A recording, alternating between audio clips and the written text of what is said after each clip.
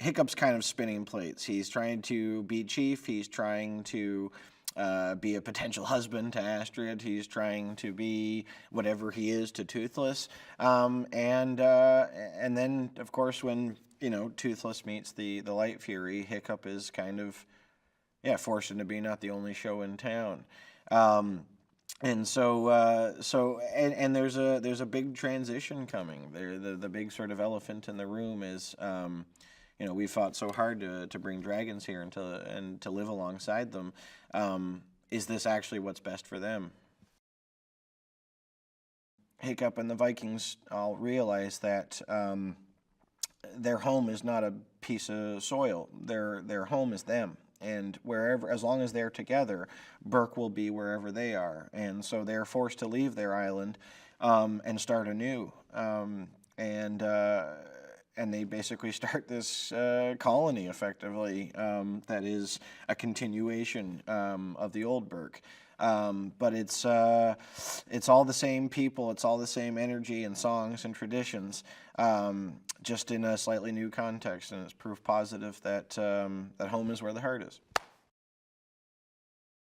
Astrid is as tough a Viking as can be found on Berk, and I think she is true to herself and strong and stands up for herself and is fiercely loyal. And I think that she's a proud woman, and I think that she a lot of young girls can take a look at Astrid and be like, you know what, I don't need to try and beat someone else at anyone's game. I'll just play my game, and if you get it or you don't, that's your problem. But she's true to herself, and she's strong, and she's fierce, and she's definitely Hiccup's hero for sure.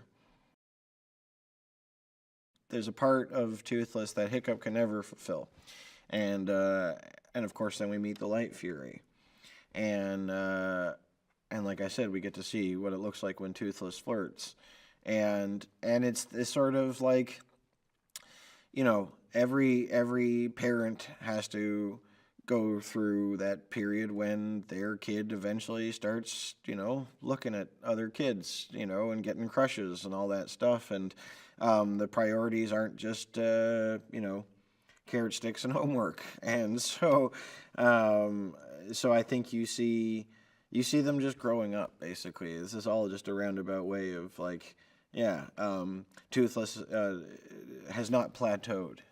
He's growing up just as much as anyone else in the movie. Toothless tries to woo the Night Fury. Toothless tries to woo the Light Fury by he does this awkward little kind of dance. He tries to draw for her. He really makes a bit of an ass of himself, and Hiccup has to just watch helpless as Toothless embarrasses himself and ends up inadvertently chasing the Light Fury away. And it's he's just awkward and gushy and overeager, much like Hiccup. This movie is about Hiccup really growing into adulthood and becoming his father in a lot of ways, or his version of his father.